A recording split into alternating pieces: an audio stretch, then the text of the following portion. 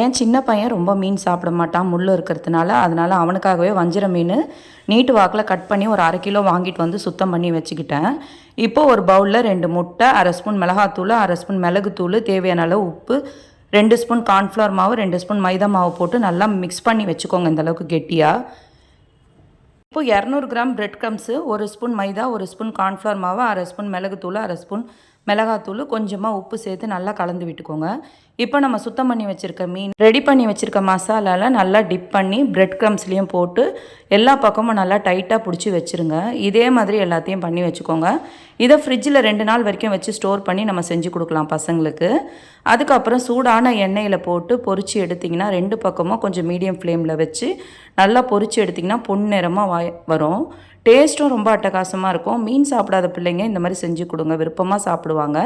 Video பிடிச்சா நம்ம சேனலை சப்ஸ்கிரைப் பண்ணி சப்போர்ட் பண்ணுங்கள். தேங்க்யூ.